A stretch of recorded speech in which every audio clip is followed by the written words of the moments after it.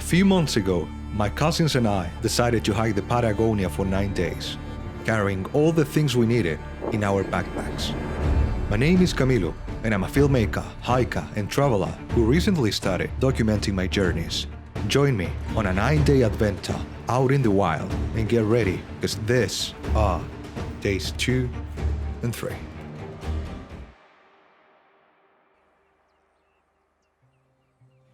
December 30th. I woke up feeling pretty rested after a really comfy night.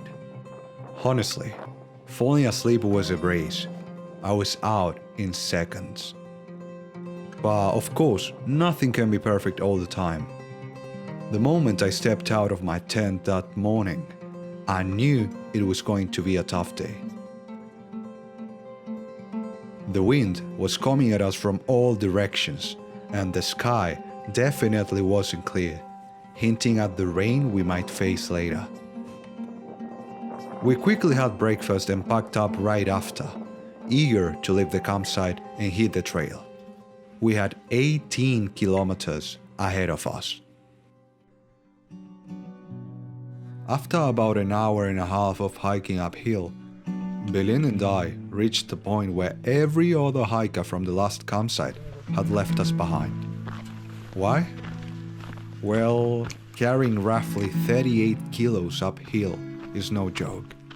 And honestly, it kind of pissed me off, because some of those kilos were not even mine. Right guys, 10:30 a.m. We're on our way to dig some campground. Last night we realized that Jennifer was carrying way too much weight for her, so you can guess who took that weight. Anyway, we still got probably 5 hours till we reach the campground. You can see how I'm sweating. It's fresh, thanks God. It's not raining, not sunny, pretty cloudy right now, as you can see there. So that helps a tiny little bit. I'm gonna be stopping every 10 minutes or so. I wasn't prepared for this.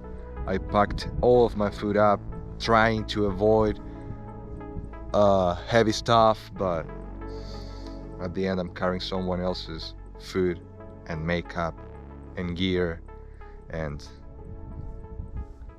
yeah.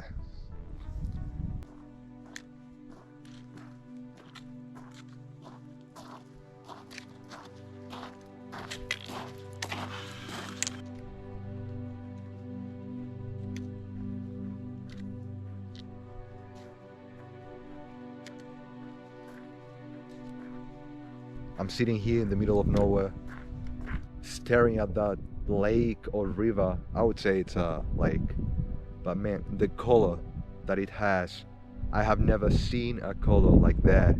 Never, even when I was living in Australia. This is the first time I see this kind of colors in the water. I'm sitting on a rock right now, and I don't even have to mention that I'm extremely tired. I'm drained, but anyway, it's worth it. If I see all of these beautiful things that surround me, I get paid, man. It's worth it.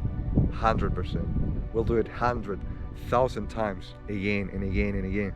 I will follow my own pace, will not rush. It's not worth it to rush. Why?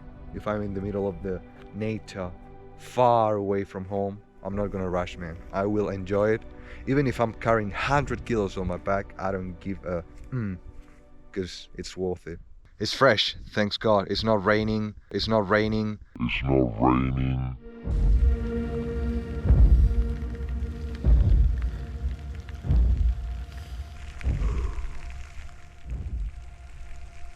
Alright guys, 3:15. As you can see, it's raining quite a lot.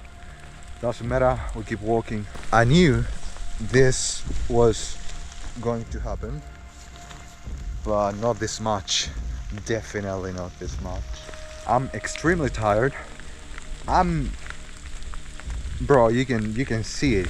Look how wet I am. But anyway, I still got another 6 kilometers to get to the campground.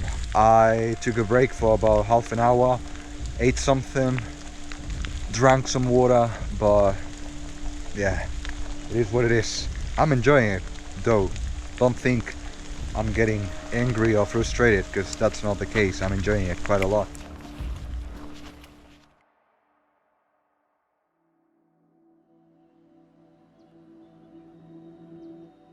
We finally made it to Dixon campsite around 6 p.m. Totally soaked and covered in mud. Our plan was to stay there for 2 nights, since that was the only option if we wanted to do the whole circuit. I wasn't complaining though. An extra day would give us a chance to wash our clothes and rest. After setting up my tent, I grabbed some clean clothes and headed to the toilets for a hot shower. I wasn't even thinking about food. The only thing I needed was to get into my sleeping bag, play my downloaded playlist, and close my eyes until next morning.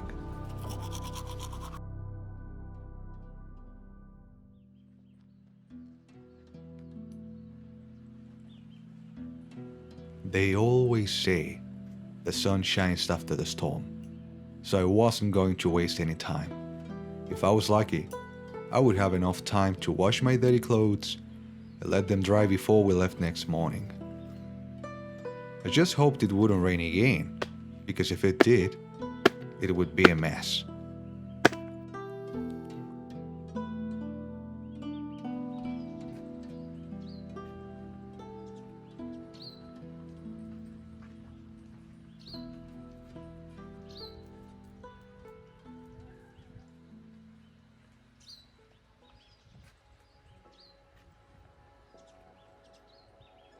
While I was doing my laundry, I noticed that new hikers starting to arrive at the camp.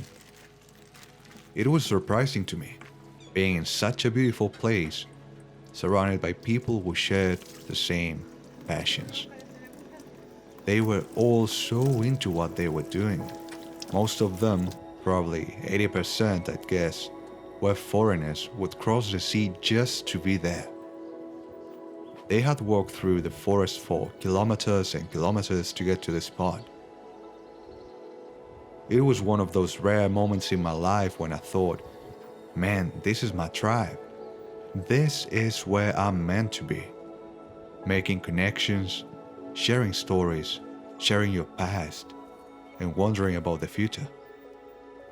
I won't lie, it's one of the best feelings I've ever had. Being surrounded by mountains and people who only had a backpack with them.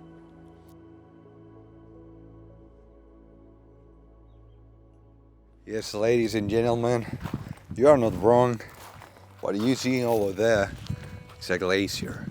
The first one that I see in my whole life, and probably will see more of them during the whole trek. I have no words to describe how I feel now. I'm just enjoying the moment. By the way, one of my cousins was talking to one of those guys that work here, and he said that tonight they're gonna be selling pizza and burgers in case we want to join them. As you can guess, it is quite expensive. Of course, we are in the middle of Patagonia, so everything is expensive here. But I'm strongly considering to go there and book my spot for tonight's dinner. We were lucky enough to finish our year with a delicious meal and new friends. As I reflected on all the experiences from the year, I realized I was beginning a new cycle in a place that just couldn't be more ideal. And that's no coincidence at all. Thanks for sticking around till the end of the video, and I'll see you in the next one.